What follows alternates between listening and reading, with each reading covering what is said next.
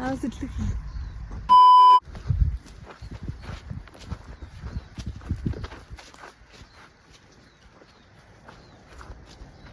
Welcome to Great Zimbabwe Ruins. This is a World Heritage Site. So this is going to be an interesting video where we have a tour of the great ancient city of Zimbabwe.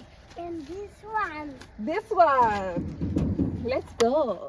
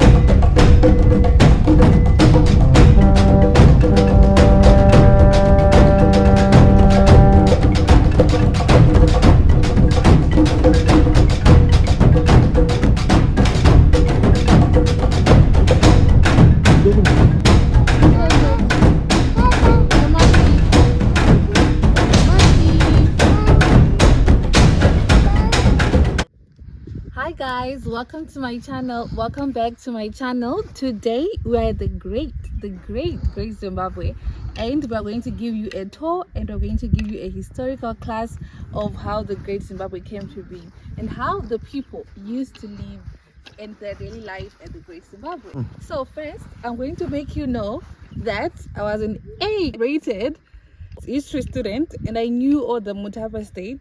There was Toe Chipi, Dombo, Negomo, Nechagazike, Nechasike, Kanyamatope, and guess what? These names are not even in the museum because probably Pseudo Rod does not even know. So Panapa, this is the map of Great Zimbabwe. So I say thank you for coming and for choosing Great Zimbabwe as a destination. So this is the map of Great Zimbabwe. Basically the site has been divided into three distinctive architectural zones. We have what we call the hill complex, which is probably going to be our first part of course. While this was still fresh, we need to access the hill. So there are two ways to access the hill complex. This is what we call the ancient way and the modern path. Both of the ways converge at the top. Then we are going to decide whether I want us to use the ancient or the modern. But the ancient is steep as compared to the modern path. But that's the original way. It was built during the days of Great Zimbabwe. The modern, it was constructed for tourism. That was in 1937. And apart from this site, we have more than 300 other sites in Zimbabwe. This is the biggest one. But the other site spread. We have one in Botswana, another one in Mozambique, with another one in South Africa. Today we're going to go on a tour with Neva Muderezi. He is a super tour guide at the Great Zimbabwe Ruins, and he's very good and elaborate. He has already given us a lot of explanations of what happened back then with regards to the Great Zimbabwe and the states that used to be here. If you do come to Great Zimbabwe, if you're planning to come, please do contact him on his number on the screen right now, and you enjoy your trip to Mashingo. So what is his name? His name is Neva. Yes. Neva. So Neva, you've been doing this for how long? This is now my 7th year. Wow. Are you a historian or is just experience? I studied archaeology, museum and heritage. Wow. So he's really good. It's not just like practice, but then he's actually well knowledgeable and well educated about this. So if you do come, wait, is there anything else that you want to say? Yeah, I say guys, it's quite wise to choose Great Zimbabwe as a destination.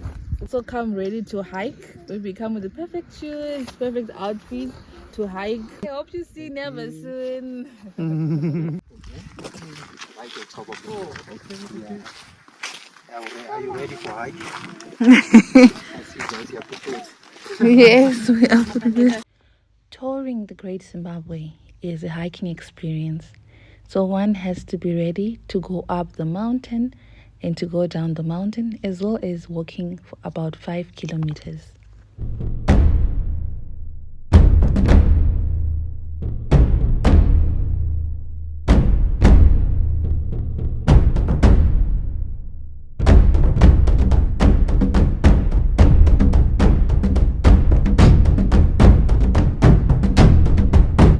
it is quite obvious that the Africans did build the Great Zimbabwe, there are so many stories and mysteries about who really built the great city of Zimbabwe.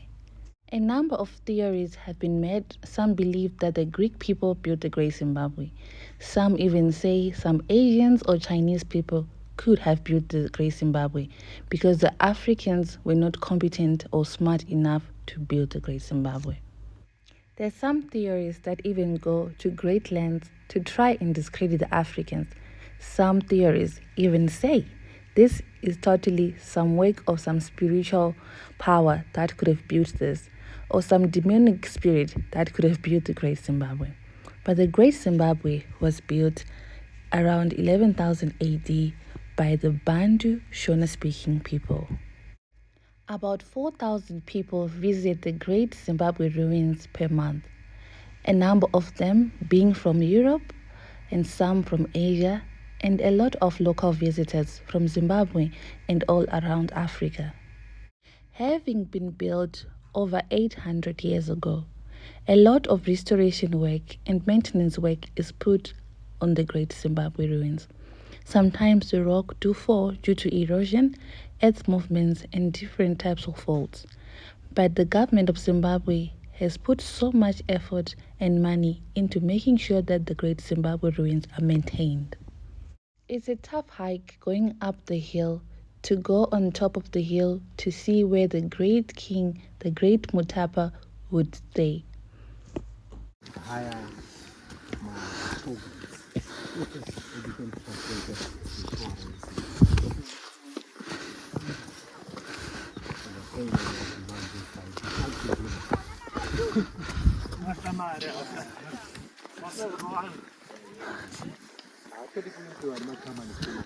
So this is man-made too? Original. Okay. You see this part of the wall? It's original. That part of the wall which looks new, it's a restoration. That has been conducted last year. That lasted for almost 276 days to restore this part of the wall to that other edge. Funds to restore this part of the wall were provided by the American ambassador, 800,000 US. For that part only? Not for the wall only. Part of the funds were to remove the Landana Camara, you know, the plant behind you. This side, Rangaragaita said this side. This wall, Rangasingachawaneke from here because of the Landana. So all these places, the Landana that they removed from this area. So 800,000 was to remove one Landana and to restore this part of the wall. Okay. So that's the What plant. is the Landana? Landana is an invasive plant. This one. Yakauya kuno ku Africa from Australia. Come achiti hedge, you know, to put by gardens, but now it has become invasive. It's a We finally got to the top of the hill. This is where the king, the Mutapa, stayed. It was a strategic thing that the king stayed on top of the hill. First, as a defense mechanism. Secondly, so that he would be able to view his territory, his kingdom. And a bonus point, so that he was able to see where his wife stayed, near the conical tower. For the visitors and the tourists, being on top of the hill gives you a chance to see the whole kingdom of Great Zimbabwe, seeing different spots, the great enclosure where the queen stayed, the Great Zimbabwe Museum, the good vegetation, the beautiful views, and especially today, the beautiful sky. Oh, let's not forget Lake Muterekwi, which I will show you when we get to the other side of the mountain.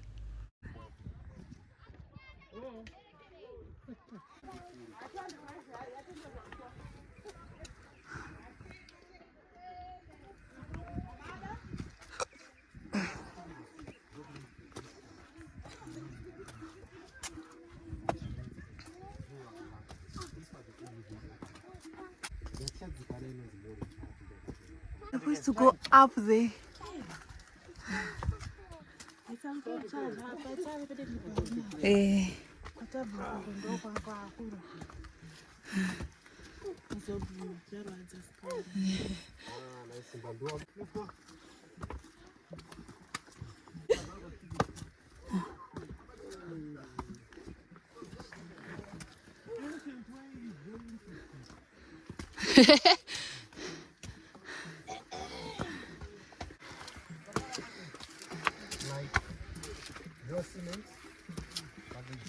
Can you believe that this is all rocks?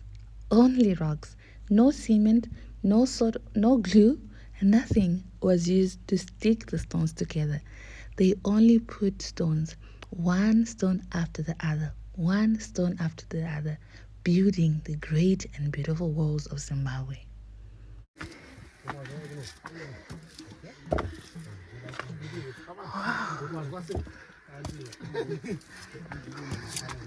Okay. Simba handi. Undi Simba. Mfano wakaipa. Wakaipa. Wakaipa zotono kwa nyano pa hanini. He's strong. So the passage in front of us is known as the blood passage. This is the blood The passage. blood passage. It's a passage that was strategically selected between the two. It was used as a defense entirely in case of war. So if I say this was the only way up and down, if we wait and it was to pass through the passage.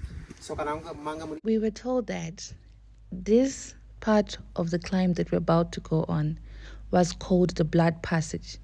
It was called the blood passage because each person who would try to come, or even army, was going up the hill to try to get to the top where they could kill the king or attack the king. When they come to this place, or when they came to this place, they had to go one by one instead of a group. And the time they got to the top, each person, one by one, would be slaughtered to death. So this was a strategic, best engineering, the tour guide explained. This was done to protect the king and to make sure that the king was protected.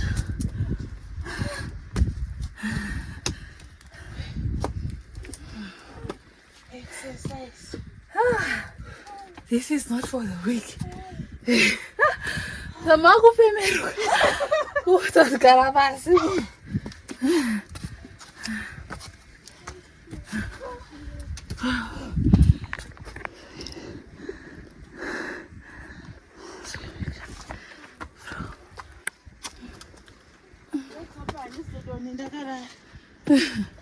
Mango fungo.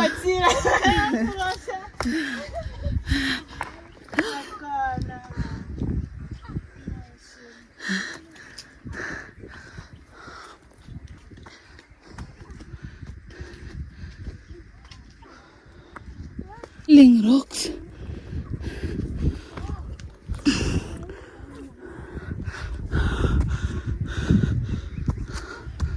Suck.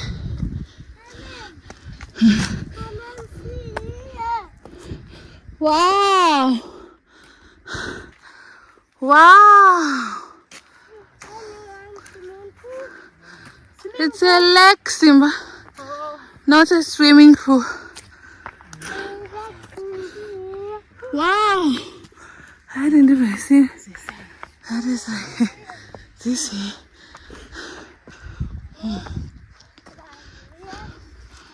So guys, we made it to the top of the hill. Woo. Just inside, just close to where we are, the white buildings, that's Great Zimbabwe Hotel. That's the primary school, known as Yemama Primary. So I'm showing you great abundance of Great Zimbabwe. During its days, or even today, the settlement of Great Zimbabwe is an area that was to cover 720 hectares. Okay. With the boundary of Great Zimbabwe Hotel, that's a primary school. To the east from here, there's another lodge known as the Ancient City. And behind that small hill, that's another boundary to the south. That's an area of Great Zimbabwe, 720 hectares.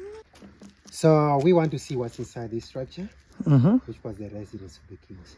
What you see on the walls are gadgets, digital automated machines, real-time gadgets. They were inserted in order to monitor the movement of the wall. Anowanzosenzeswa mukana kumadams ikuku akavakwa room ine macomputers inenge ichimonitor the pressure emvura chii kudii kana dam rada kukreka, I'm not sure, but manje they've been implemented kuma dry stone walls. Kana wall ikamuva, magadgets anosensa the movement of the wall, anotumira the signal pana pairi kumizia ndo kune antenna inocollecta data. Now that data, right, we take necessary measures. So pakati pane movement, pakati pane zvinoitwa, pictures will be taken, kuti kana pakadona, we do a restoration. Sometimes we hear an earthquake trigger. Yakakonzeresa movements up. So we don't know in future whether we are going to have much more stronger earthquake and tremors movements. So that's why we have the digital systems. Okay. But that sound as just original, except for this part of the end. Okay, see from the bottom to the end up to the top, they find a part of it. Pakambuduna, Pakatsusiri, 1916. 1916? Yes. It's still original. 1916. Restoration. 1916. I am a wood. Apachino Pakaduna. Is any more than 800 years. Yes. From 200 to 1500. Video is sponsored by Yavizo Car Rental. Yavizo Car Rental is a car rental company based in Zimbabwe, in Harare. And if you are going to be traveling to Masvingo, or if you're planning to travel to Masvingo, when you get to Harare, make sure you book a car with Yavizo Car Rental, and you can travel to Masvingo. You can the terrain in Masvingo is quite good. For your travels to Great Zimbabwe, you can even use a small car, but Yavizo Car Rental does have mid SUVs and Toyota Hiluxes. Hope when you do visit, you enjoy Yavizo Car Rental services. Bye. Welcome to my palace. So you bow down a little bit here. Oh.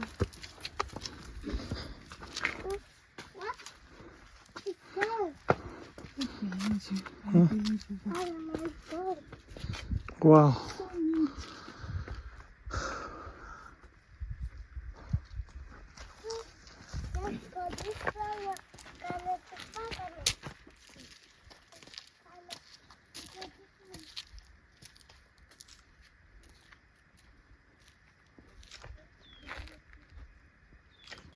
The tour guide explained that this little hut, is believed to have been the king's kitchen.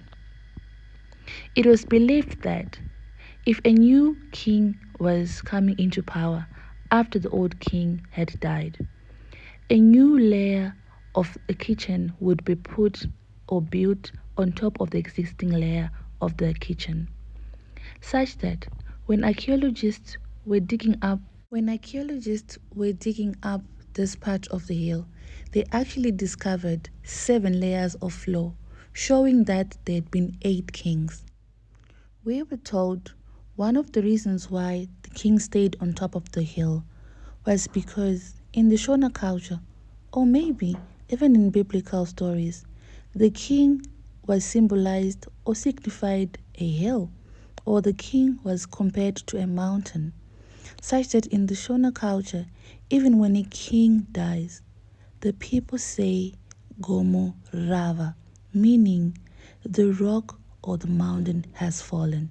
So because of this, the king, just like in the Bible, stayed on top of the mountain, signifying great strength, great heights, and great power that the king possessed. More 7 floors we found on top of this one, and the floors are raised here. My floors are gone up to these floors. My floor akabviswa pamusoro peiyo paitwa in excavation. That was in 1902. So there were 8. Then tichazoona shiri dzeZimbabwe. MaZimbabwe beds aiswa apa. Toona pakava kwapera 1 pamusoro ndipo paiswa shiri dzeZimbabwe necarvings. Asichanoona kumuseum. Kana mambo afa yaibviswa ipapo inoiswa kumberi kwatukengwa. These guys were very intelligent. Very, very intelligent. It's amazing. Something is unbelievable here. They were in harmony with nature. How can they build a wall on top of it? These stones, you see, they are sort of a similar size. But the Great enclosure is the most beautiful one. You're going to see. Stones are shaped into a similar size with the highest degree of accuracy and precision. So, we're in harmony with nature and how they connected, they're sharing labor according to talents. So long time ago they had an art of identifying talents. And so kids would At least the pressure to provide a nice house. So you.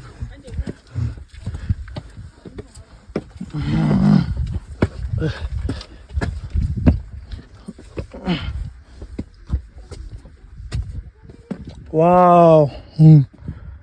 Simba, my Simba, come see. Look at that stone. Wow. Victoria Falls is exciting. This is scary. But look at then you have the best of both worlds. Like it's so like You become more traveled, you know. Simba. No, no, don't. Hi Simba. Huh? How are you? I'm finally doing putting inside water.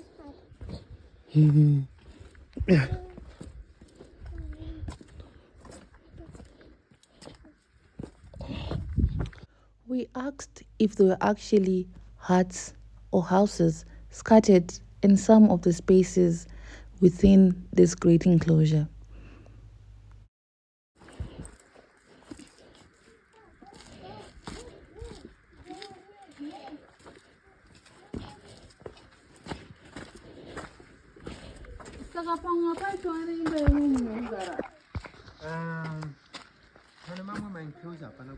any evidence of animal constructions.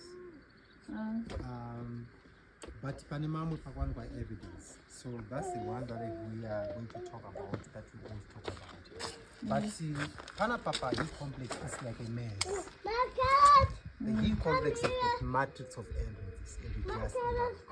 So they created but since some are boulders.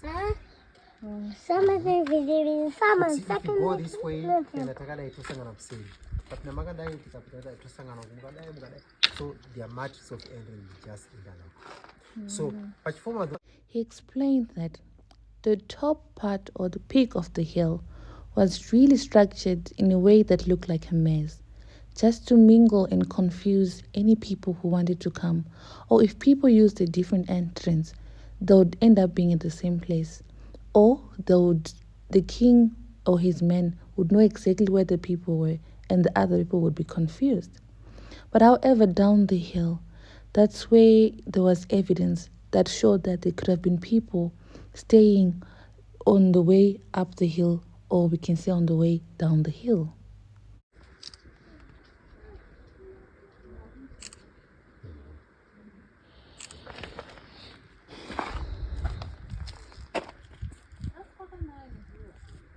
Yeah, it was raining for the past few days. That's what I got. So this enclosure I know is the recess. One of my divine bond or my divine diocese. Those that's not the hard cut. They say some of fortune tellers predict the future. So the belief is that these fortune tellers making use of those divine bonds, they can throw the bond on the ground. So it is believed that it is the ancestors and the spiritual world that arrange the bonds on the ground. Now these fortune tellers had a talent to tell what the bones are saying. So the man was advisor to the king. You remember Joseph in the Bible, advising about famine, droughts, and all this stuff. So he was also to advise the king whether they're going to be drought or famines. Apart from that, he was to practice what we call a spiritual cleansing process.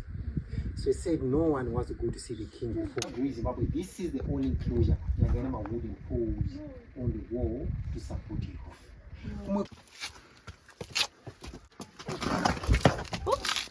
Sorry. It looks like the place. Yeah. Yeah. And Mostly the king would sit there. the king was right in top of it. That was the king's throne. Yeah.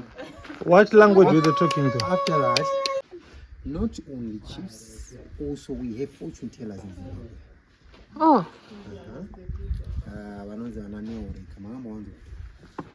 Now we have a fortune teller who stays here, who is the advisor to the president. Oh, Mona construction, Paka GD6 here. all right. That's where he stays. The under driver First cave. Mona panemba in a white door, in a roof, dombo. Panemba pestry on the south. Torwa mamakhandwa kune Manchester. Zona madzokera mumba makutona kokomelo. Unavo. I think vanairara apa.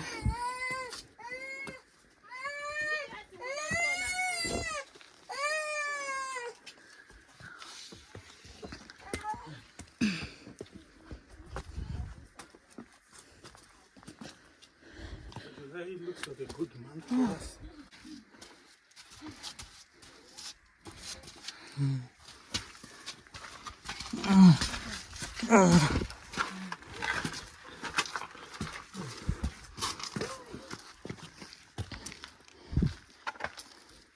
Kuna kutambo kuyandi?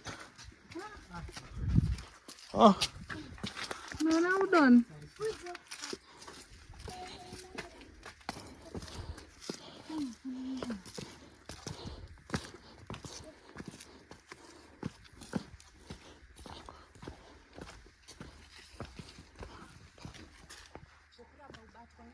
This part of the ruins was believed or is believed to be a grave site or a burial site.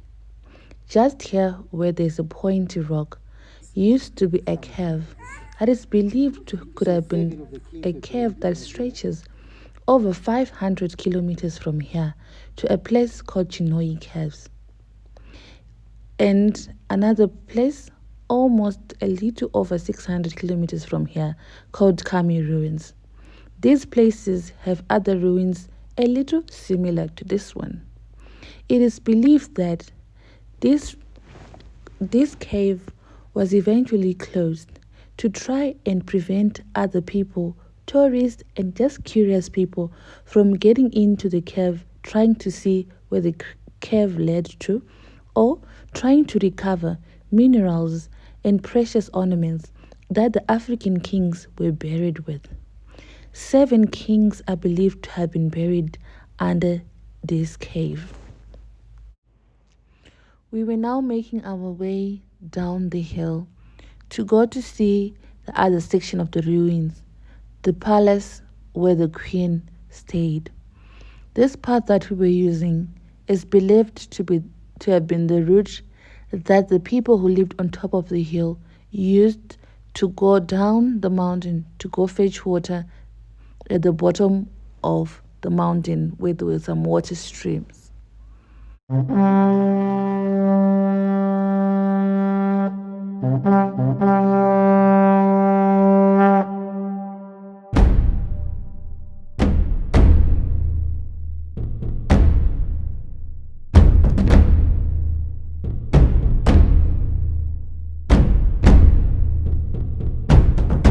Here we were making our way to the Queen's Palace. At this point, we were so exhausted, and my legs were now heavy and painful. So we were now using sticks to support ourselves, especially at this point when I was carrying my baby on my back.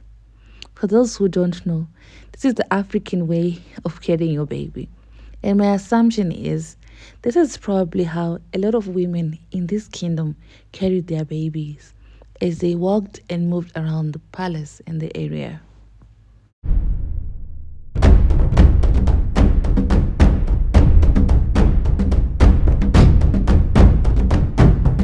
of the ways in the barracks were not due to treasure hunting. This is treasure hunting. Mom in a gold one that is hidden for so Large part of the walls of these ruins where the queen stayed were destroyed due to externals who came doing treasure hunting.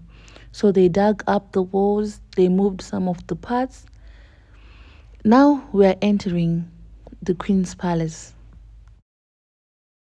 These corridors are called the parallel corridors. There are 3 of such corridors next to each other. It is believed that the king, when he came to visit the queen, had his own corridor. The queen herself, the first king's wife, had her own corridors. The other corridor was left for their servants and the younger wives of the king. Oh, I forgot to say, the king is believed to have had over 200 wives. And the queen, the main queen, was the one who was the owner of the house. What we're about to see is what is called the conical tower. This is the most significant part of the Great Zimbabwe ruins. This tower used to be 16 meters long, but it is now about 9 meters long. This tower became short when some foreigners, curious that there could be treasures hidden within this tower, brought down or destroyed the tower. Some say this was for aesthetic value, the art of beauty. Yeah. So the real meaning remains unknown. It has been taken as a symbol of unity in 1987, 22 December. We have a holiday every year in Zimbabwe, Unity Day. When the two political parties unite to form one party, that's the tower they adopted as a symbol of unity. The two trees that is here on the other side are the oldest trees. The Great Zimbabwe remain a mystery. So beautiful, so well built, yet most of the history is now destroyed. Come and see the Great Zimbabwe. Come and see Zimbabwe. Come and experience this beautiful adventure and get a deep dive and taste of history. I hope you enjoyed the tour and the day with us in Masvingo and at the Great Zimbabwe. Bye.